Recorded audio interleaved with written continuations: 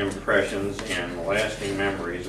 How one looks, how a place looks, how a building or a room or a car looks can lead us to an instant impressions and a set of preconceived evaluations. Or do looks really matter? Looks are everything. Patty, you are on. Oh my God. Peace, man. Cool. Whoa. Peace to y'all today. May the power of the sun, the earth, the moon, and the sky be with you as we groove on into this meeting. Looks are everything. The power of perception is everything. What we perceive is all in our eyes, and it's all about the looks. As you saw me walk in, what did you all think? Did you take me seriously? Did you think I was some bumbling hippie? You know, maybe smoke too many joints, you know? Would you ever think that I could really be an educated person? Now as I stand in front of you, looking very professional and serious, what do you think? Looks are everything. The power of the mind is amazing because we communicate with our eyes way before we communicate with words and with colors and with anything else. But what do we see when looks are everything? Perceptions and sensations. We use the power of looks in ourselves to represent who we are. We use them in advertising. We use them in architecture, in creating spaces and places. Starting out with colors. Colors are really, really important. The power of colors. I wear the color red. Color is perceived as power. It's attention grabbing. It's the life-giving color. It's the color that represents faith, strength. Presidents wear red ties. Like Desmond is wearing a red tie today. Mr. President. It's power. In advertising, it's used as passion, delicious, come and get me. How about blue? Blue is the color of trustworthy. It's the color of banks. It's the #1 color that banks use. It's also a calming and soothing color. In this case, in advertising, it is used to translate calm, peace, and good times.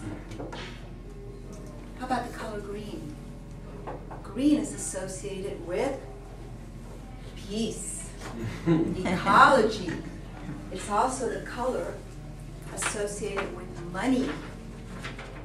In advertising, as you may or may not see here, it's used to advertise, actually, jewelry in flower shapes.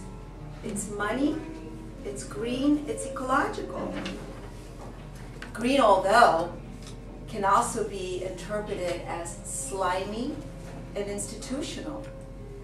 So it really depends. That's when yellow comes in, because yellow is bright, sunny, cheerful. Let's go for it. So just as color has impressions, so can texture, and so can things that can fool us.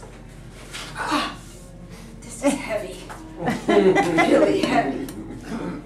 This has got a lot of texture. In architecture, this conjugates all kinds of feelings and perceptions. But is what you see really what you get? Pass it around, please. Looks are everything. Sometimes we're looking for something rich that requires a lot of money, that connotates wealth, but we may not be able to afford it. So we have substitutes. What do you think this is? Granite.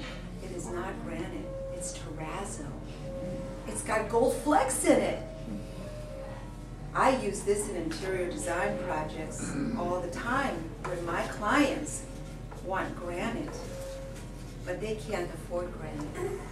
So we design and develop terrazzo, products that are only a perception of what we think they are. Textures are important. Textures like wood. This is another one that connotates looks are everything. What you see here is wood, and it's smooth, but is it really? Pass that around. Textures enrichen our perceptions because they create contrast. And so in a world of looks, in a world of contrast, something that has texture, that invites us to touch and feel, is equally as important. So we live in a multi-sensory world where our eyes immediately will give us the first impressions.